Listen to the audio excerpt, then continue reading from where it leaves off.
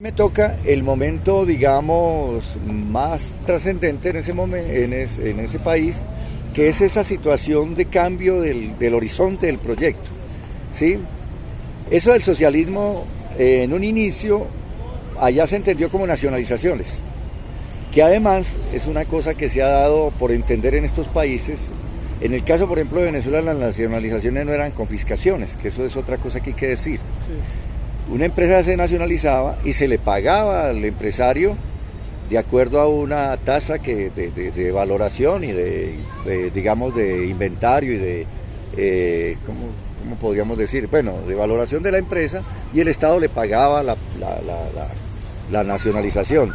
O sea que a la larga terminó siendo un beneficio para muchos empresarios, o sea, a la larga, sí, empresas que además tampoco estaban en las mejores condiciones, pero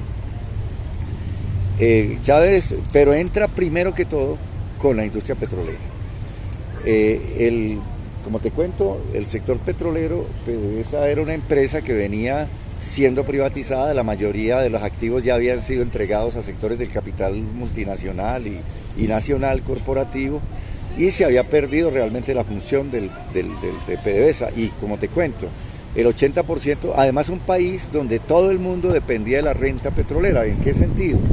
Los mismos industriales estaban siempre recibiendo, digamos, beneficios para las importaciones y vainas con dólar barato. No traían a veces la tecnología necesaria, pero seguían, digamos, mamando de la teta del recurso petrolero. Chávez entra entonces a enfrentar esa situación.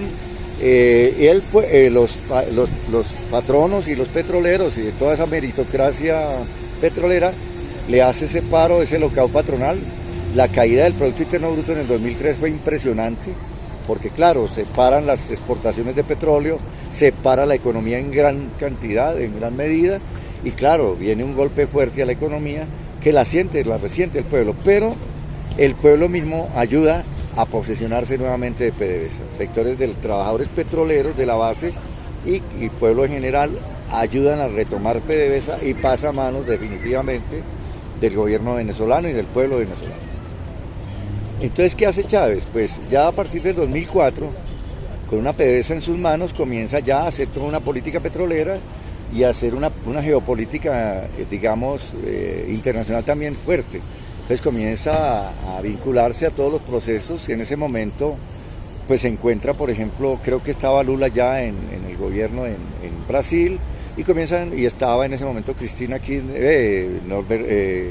Néstor Kirchner en Argentina. Entonces comienzan toda una serie de alianzas y propuestas. Una ola Sí, comienza como a crearse es más, echan para atrás el ALCA, que era el área de libre comercio de las Américas, que era una propuesta del sector de los halcones y del sector de los demócratas estadounidenses. O sea, creo que estaba Clinton en el gobierno en ese momento y le echa para atrás toda el propósito del ALCA, que fue una de las cosas que más remesó y que más hizo que lo odiaran todavía estos sectores imperiales.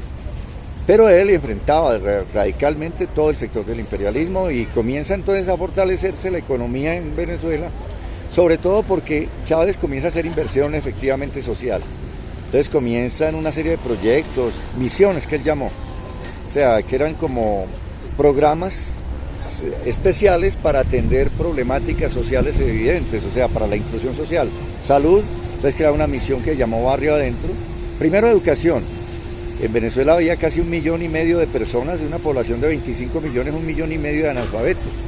Entonces se generan toda una propuesta que se llamó la Misión Robinson, que fue quizá la primera misión, que era que sectores de las comunidades alfabetizaban a aquellos analfabetos, y fue una cuestión que movilizó muchísimo a la población y le dio como ese carácter, digamos, de vinculación pueblo a pueblo, digamos.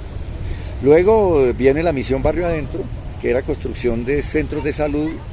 Venezuela, la exclusión incluía pues todo el mundo, hasta en las grandes ciudades no tenía acceso a la salud, ¿sí? De ningún tipo, más o menos como el tema de la salud aquí en algunas partes del país. Entonces se crean una cosa que llamó Misión Barrio Adentro, con médicos cubanos que habitaban dentro del área de la comunidad. Es más, en un inicio no se habían construido las edificaciones, sino básicamente comunidad que le ofertaba el sitio de residencia y hasta la alimentación al médico cubano que llegaba a trabajar ahí con ellos. Fue una cosa muy, muy interesante, muy aleccionante, digamos, y además que fue moviendo al pueblo a solucionar desde su punto de vista y en sus problemáticas lo que vivía, o sea, comienza el pueblo a ser partícipe, porque la constitución de allá del 99 planteaba una democracia participativa y protagónica, ¿sí? Eso es muy importante, el protagonismo. Ya no solamente la democracia solamente para que la gente, para que se consulte la gente, sino que tenía la función la gente de participar efectivamente y ya ser hasta vinculante de las decisiones del pueblo. Pero eso, bueno, eso nunca se dio de manera seria y profunda, pero algo se avanzó en ese proceso. Y se fueron dando otras misiones. En educación se siguieron generando más misiones. La misión Rivas, que era para el bachillerato, para que la gente terminara su bachillerato, la misión Sucre, que era la creación de aldeas universitarias en las distintas regiones del país. Se fueron creando ese tipo de cosas, se ampliaron las universidades. Imagínate, por ejemplo, una universidad como la UNEFA, que era la Universidad de Fuerzas Armadas, que tenía 4.000 estudiantes, pasó a tener 400.000 en menos de 2 años. Se creó la Universidad Bolivariana, que desde un inicio casi con 200.000 matriculados. Se ampliaron todas las universidades. Se creó un fenómeno que se llamó las universidades experimentales. O sea, como no se podía dentro de las viejas reformas de la ley de educación, se crearon universidades que dentro de la ley podían ser, digamos, viables. Entonces se crearon las universidades experimentales. Se creó hasta una universidad para la seguridad, por ejemplo, para formar la policía. Se creó la Universidad de las Artes, se creó la Universidad de... Bueno, mucho, y se extendió. Es más, hubo un momento en que uno veía que casi el 60% de la población venezolana estaba estudiando. Llegó a esos niveles. Y educación gratuita, el pregrado era gratuito y hasta posgrados gratuitos, imagínate. Profe, y digamos en esa Venezuela, de ese auge, en la esquina del movimiento que usted llegó, ¿cómo lo recibieron? Un colombiano que se va a buscar abrigo, protección, por supuesto alejarse de esas dinámicas tan fuertes y ácidas de nuestro territorio, un país que en esa época estábamos muy convulsionados por el tema de la guerrilla, el paramilitarismo y otras novedades muy fuertes. ¿Cómo lo recibieron allá en Venezuela? No, muy bien, hermano. El colombiano allá siempre así fue y ha sido bien recibido. Desde los años, acuérdate que la migración no ha sido novedad allá. Nosotros tuvimos, por eso se habla de que no, que los venezolanos que llegan aquí, allá nosotros tuvimos cerca de 8 millones de venezolanos, de colombianos allá. En Venezuela. Sí, desde los años 50 la migración ha sido impresionante. Sí. Y gran parte de la población tiene origen colombiano, o sea, gran parte de sus ancestros o de sus familiares nacidos aquí en Colombia, o sea, no es una novedad. Y llegar uno allá, es más, nos trataban de compatriotas, imagínate, con una gran afectuosidad. Yo trabajé en instituciones del Estado sin ningún prejuicio, sin ningún problema. Yo asesoré, por ejemplo, a 2 ministros, el de comercio, entre otras cosas.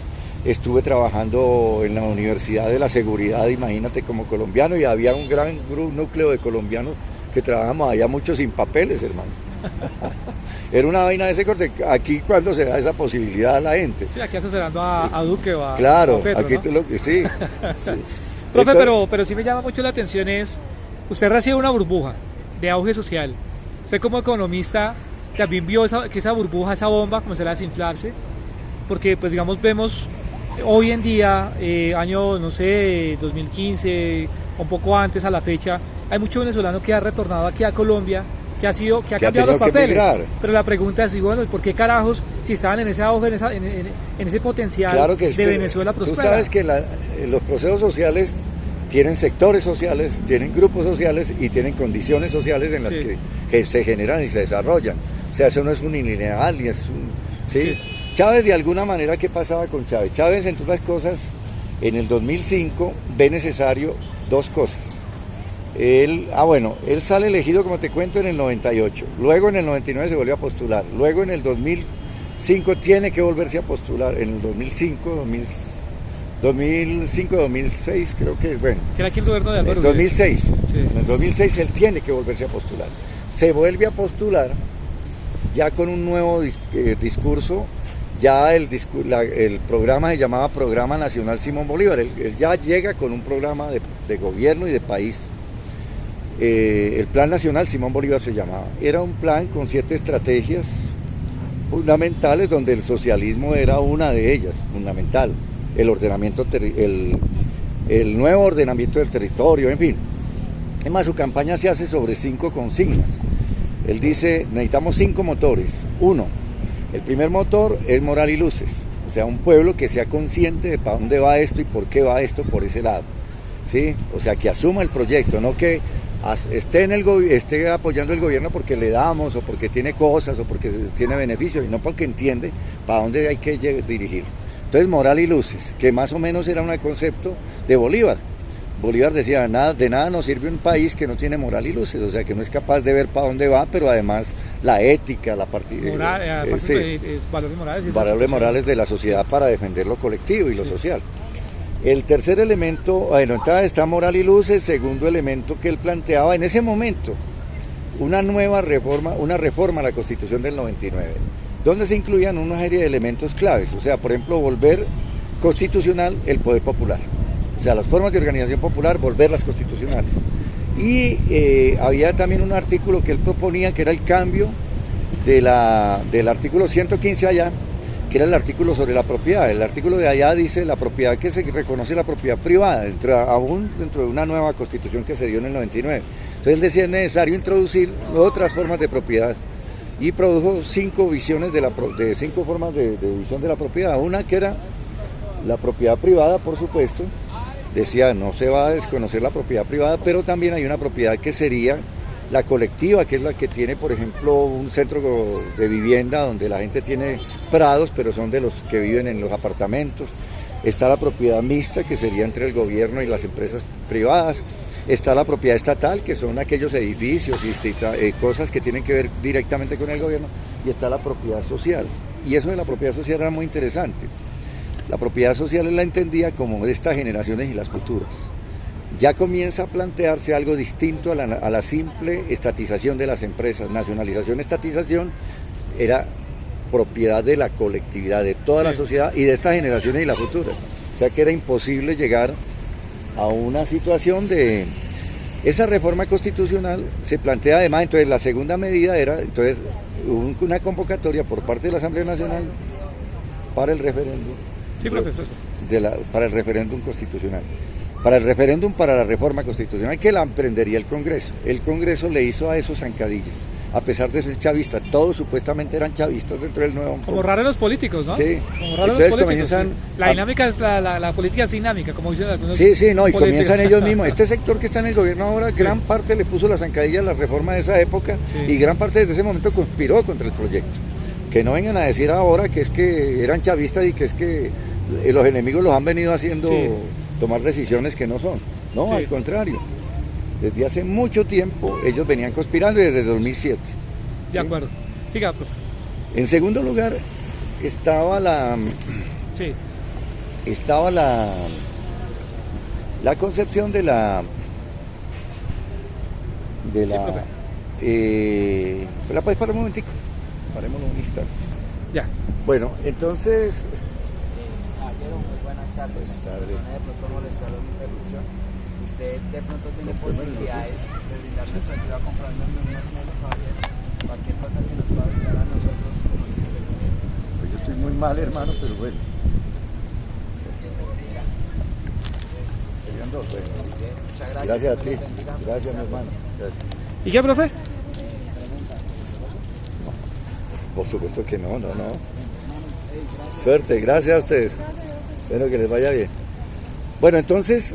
Era un amigo, un compatriota venezolano que nos estaba compartiendo un pequeño mamelo, por supuesto, las dificultades aquí en esta Colombia oculta, invisible y ácida, ¿no? ¿Y qué, profe?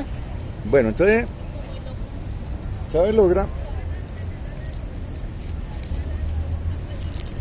Digamos, Chávez gana las elecciones del 2005-2006, derrotando ya de manera muy fuerte al sector contrincante. Logra un 63% de votación frente al 37% del contrincante. Pero además con un pueblo que acompañaba, así fuera de manera un poco simbólica el tema del socialismo. O sea, Chávez convoca esas elecciones con la idea de que vamos por el socialismo. Y como te cuento, entonces se echa para atrás, entonces dice, el segundo motor que él planteaba para esas elecciones era la reforma constitucional. Había que hacer una convocatoria, entonces segundo elemento de los motores que era necesario. El tercer motor que él decía era unas leyes habilitantes, que vuelvo a insistirte, son leyes especiales que la Asamblea Nacional o el Congreso de allá le daba al presidente para sacar leyes, por ejemplo, como esa, la convocatoria de la Asamblea. Necesitaba la tercera.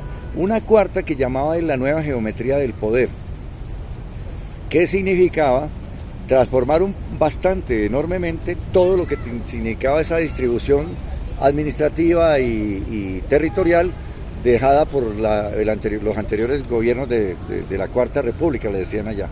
Y el quinto motor era todo el poder a la comuna. Eso afectaba de manera fuerte a sectores de la vieja política, que estaban además insertos con él, que lo apoyaban. Ese es uno de los fenómenos que aprendimos también. Apoyaban, pero estaban deseosos de no tener ese tipo de cosas porque les afectaba a sus propios intereses politiqueros, o sea, el interés particular se veía vulnerado sobre esas situaciones entonces, que afectaban el interés general. Claro, ellos entran a hacer una serie de nuevas, apuestas en la reforma. Chávez propuso 33 artículos. Había artículos tan progresistas como esto, por ejemplo, la ciudadanía a los 16 años.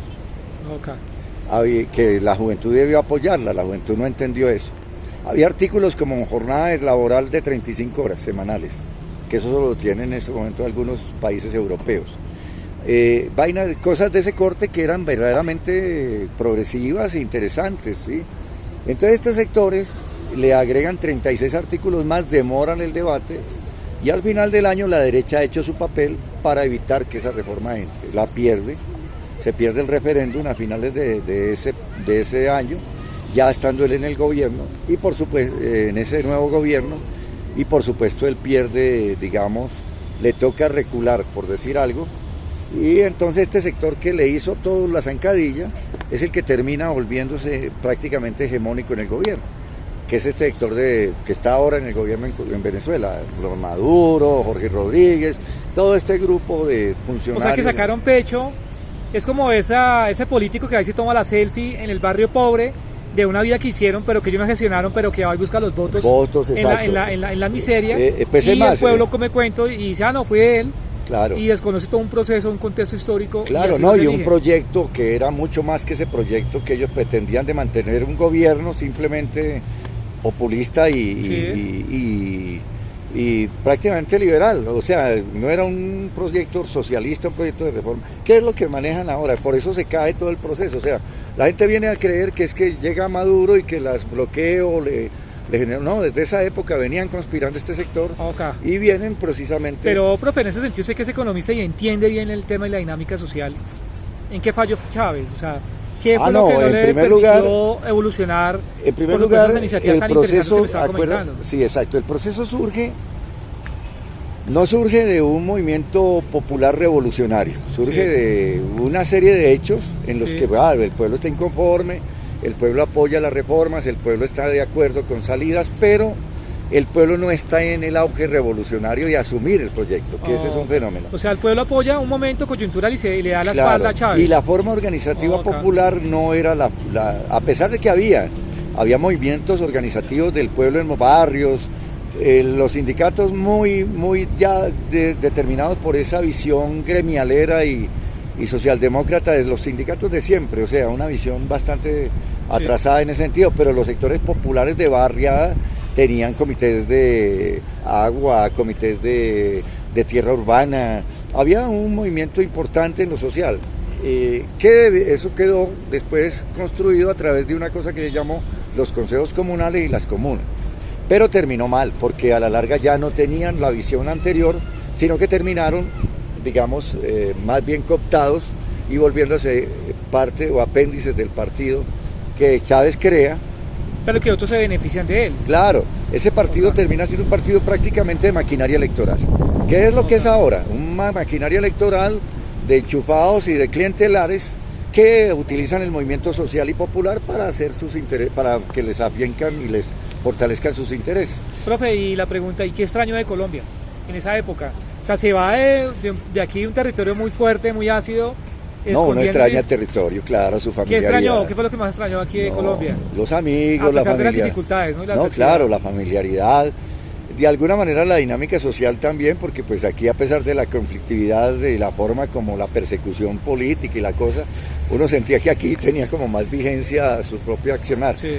Pero allá también yo participé pues de los procesos de alguna manera y estuve pues, sentí que estuve activo y estuve vivo por un periodo bastante largo. Ahora al final, después de que muere Chávez, ya pues ya está en declinación alguna cosa del proceso.